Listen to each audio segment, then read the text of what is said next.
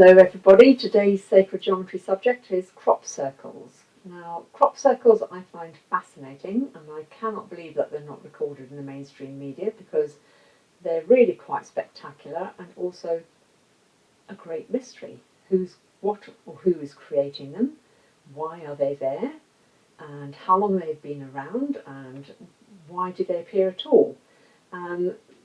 The great thing is that they are a mystery, and to me it reinforces the fact that we know very little actually about this reality that we inhabit and what other beings or how consciousness can exhibit itself in different ways.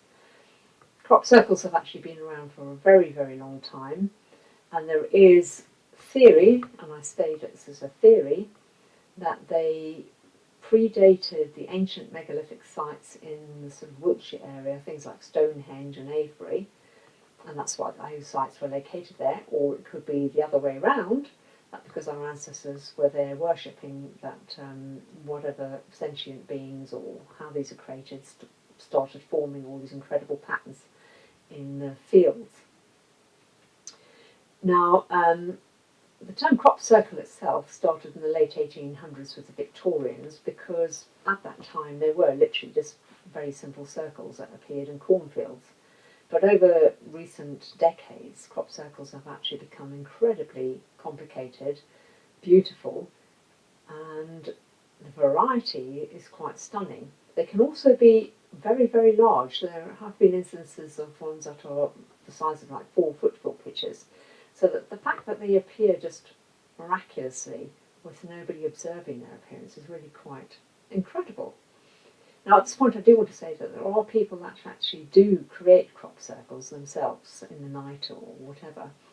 But those crop circles, you can tell that they're being created by humans, because one of the key features of a crop circle is the fact that the crop, the corner where they're bent and laid down, is not broken. It's almost like it's been melted into that position. And the weaves are amazingly complex, beautifully complex. Generally there's one corn or one strand standing in the middle. Things like nests are woven around and protected. So there's something quite significant going on here that we don't understand. How they're actually created, goodness only knows. There are reports of glowing orbs whizzing around. That's quite significant because balls of light, and what does that contain, and is it some kind of advanced technology? The other thing that's significant to me is the fact that they appear almost like instantaneously. There might be a mist or this orb, but they just appear. And there's one lady I know, she said, who's up in a plane every 20 minutes in crop circle season, obviously when there's crops. And they leave from a particular airfield, they go up, fly around, and then 20 minutes later the next plane's up. And they were taken off, they came back, and there was a crop circle right next to the airfield, in this huge field, right next to a field of horses, and nobody saw it happening. So this type of thing is just amazing. I believe, and my theory is, and again, this is a theory, is that whatever is creating them has obviously mastered space and time. And space and time is all based on geometry, as we know. So we, us gross physical beings walking around on the surface of the earth, probably are just like insects, if you like, to them, and we're just moving around like this, and they potentially can manipulate space and time, and they do their thing, and we're frozen in that, or moving so slowly that we don't perceive it in any way, shape or form. So that's one theory I have, that obviously these beings of some form of consciousness can do that and have mastered space and time. They obviously are not aggressive, because these have been going on for decades and they haven't shown any sign of being doing anything unpleasant. So that's a blessing in itself, because if they can create these, what else could they do? Now, the interesting things about, the one thing about geometry that you've always got to bear in mind is that geometry structures reality. It's the blueprint of reality. It allows abstract ideas like space and time to exist. So circles facilitating time, the idea that time can revolve in circles around the point, which is the moment, squares and space, etc., etc. And humans have recognised this and then used geometric shapes to convey ideas, used them as symbols, but also as tools, so that we've gone and used sacred geometry in our construction of temples, things as simple as the stone circle, through to very complicated temples and cathedrals and that type of thing. And geometric symbols across the globe are universal, because basically that's where mathematics comes from. So as a square wherever you go. It means the same thing. It's a universal language, and it's the only universal symbolic language we have. Colours can vary by gender, by society, and what black is in one country means something completely different in another country. So colour's not universal. Then you have animals and plants. Again, each culture will have different animals and they'll have different representations for what they mean, usually traits of being and behaviour and things like that. Anything beyond that is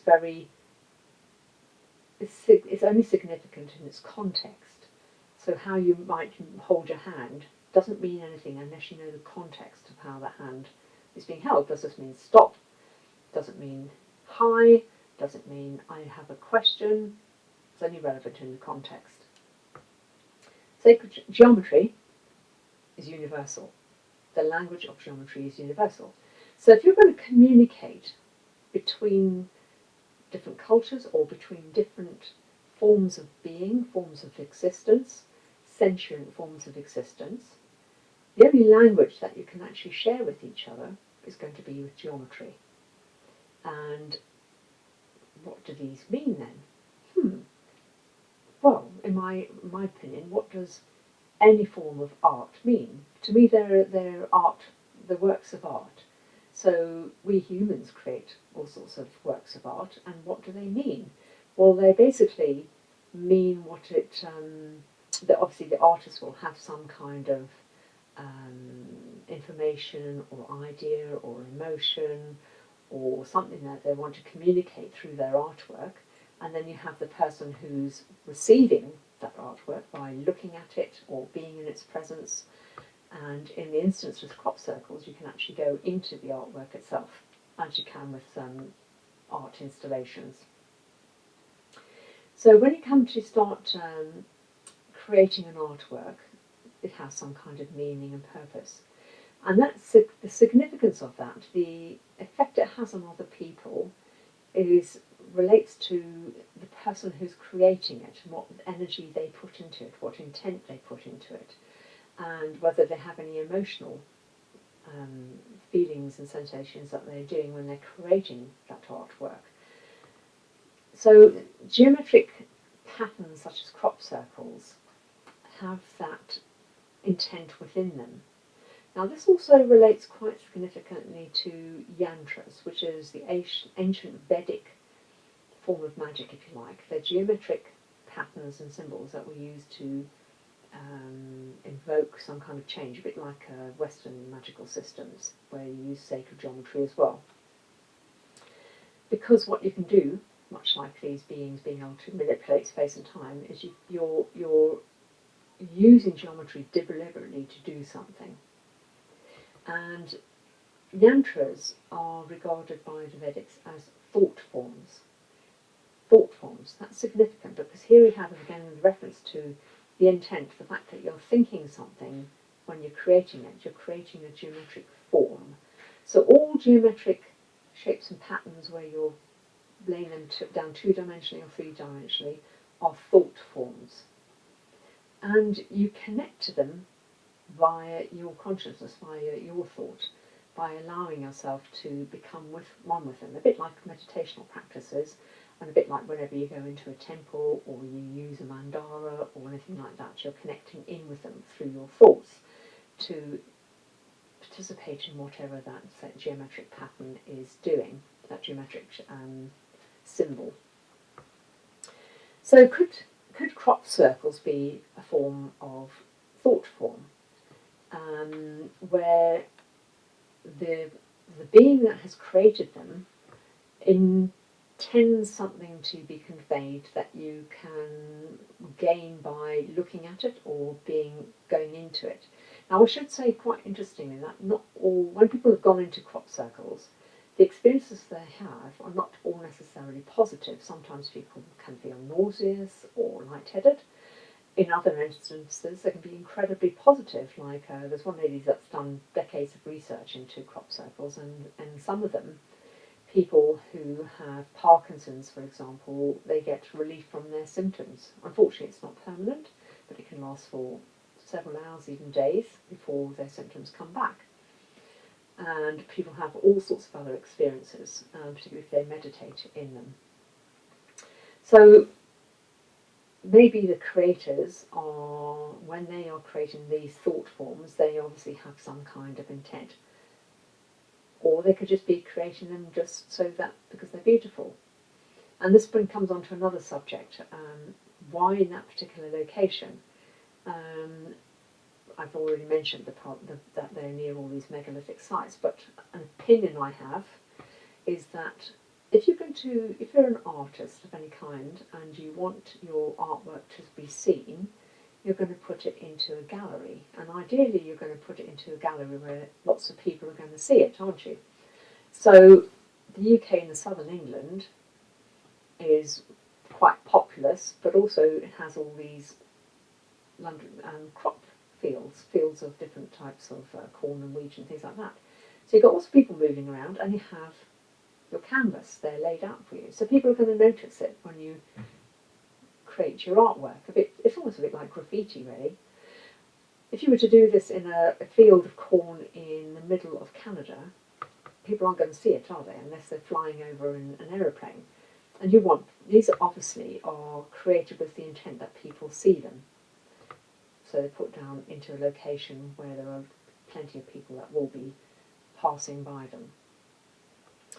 So the intention is that they're seen.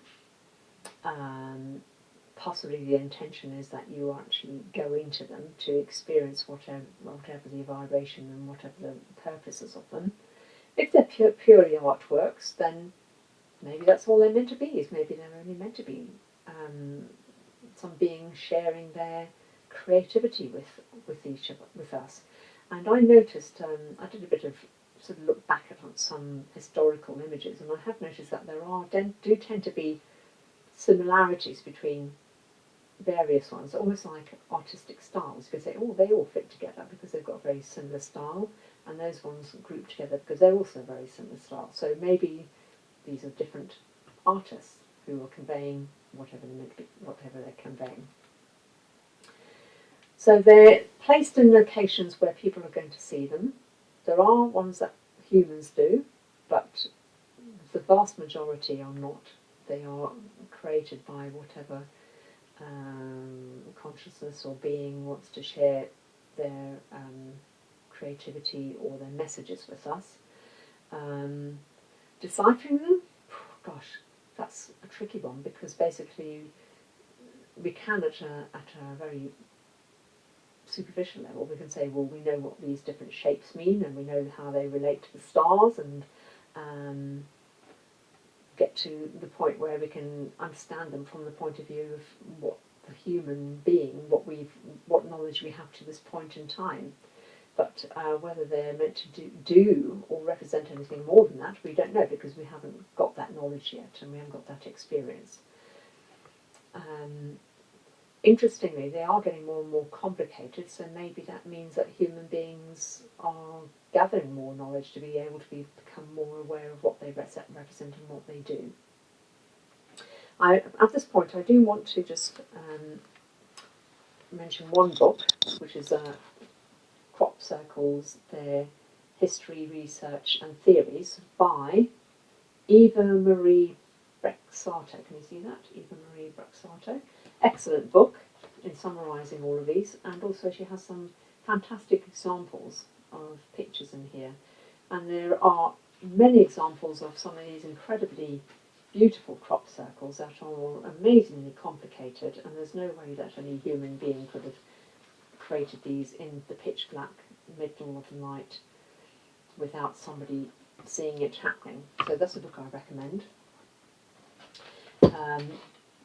which also reminds me that in 2012 it was a very, very, very wet summer, mud everywhere, and it was a very bumpy year for crop circles, and there were no footprints, no mud on the crop circles, everything was beautifully laid out, surrounded by a quagmire of mud, so that goes to say.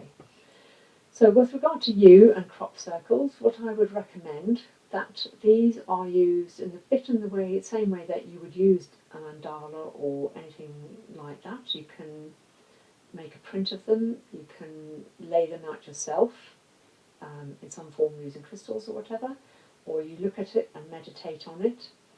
Make sure you obviously ground yourself, protect yourself, all the usual things that you need to do before you do meditation.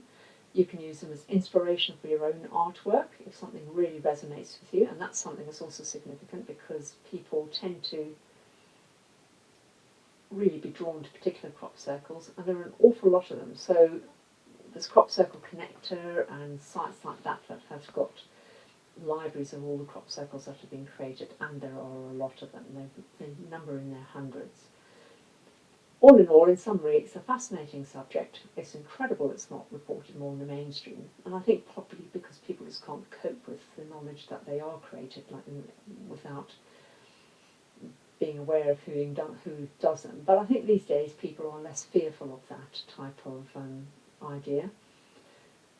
Nothing to do with conspiracy theories. It's not a negative thing because whoever was creating them, they're obviously very, very intelligent, and they're beautiful. And I think somebody sharing a common language, the only common language that they can communicate with us, and that is geometry, because it structures all of reality.